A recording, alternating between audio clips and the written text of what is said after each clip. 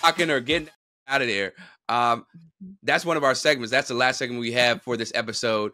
And it's just something where we get our hot takes off about something that we really do not like. And while the NBA has done a really good job, y'all, with how they honor MLK and seemingly being genuine and forthright in making sure his legacy is upheld and seen in a respectful way, there are companies and, more importantly, more specifically, people that just hijack MLK's legacy every time Martin Luther King Jr.'s holiday comes around, where they co-opt his message, they make it about themselves, and they pretend, got people crying about being canceled while they host a show that's run by, a $1 billion company. You got the governor of Texas going over here praising MLK, FBI. We already know their involvement and what they did to MLK Jr. and his family. So get that out of there, because I'm tired of people pretending as if they would have supported MLK if he were alive. They wouldn't. They would have been doing the same that we've seen from these racists, right?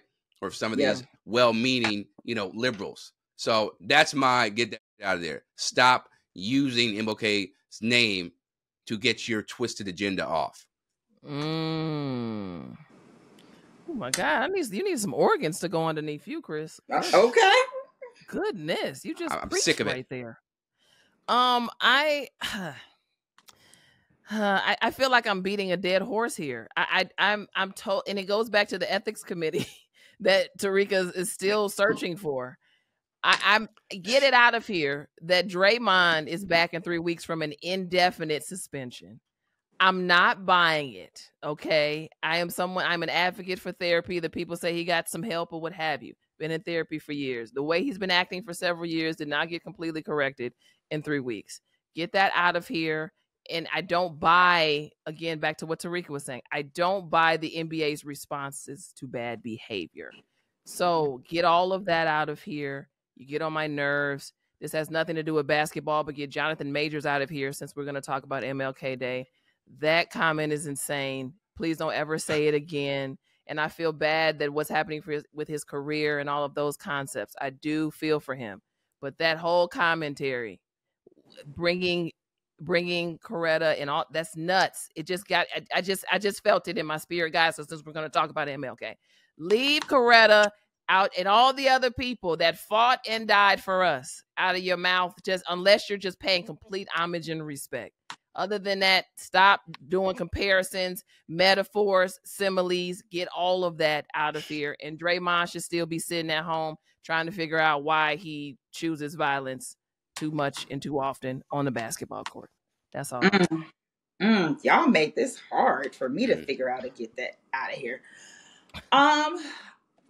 In keeping with the spirit of MLK Day, in keeping with the spirit of us kind of condemning the NBA for some of the stuff that they do, I need players to stop it as well.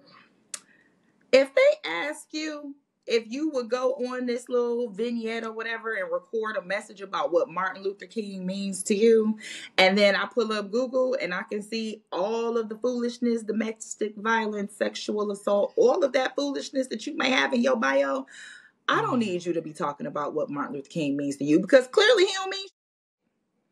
I'm just saying, I think players need to be a bit more authentic and a bit more genuine. It is bigger than just the league. You have to be humanly authentic to yourself.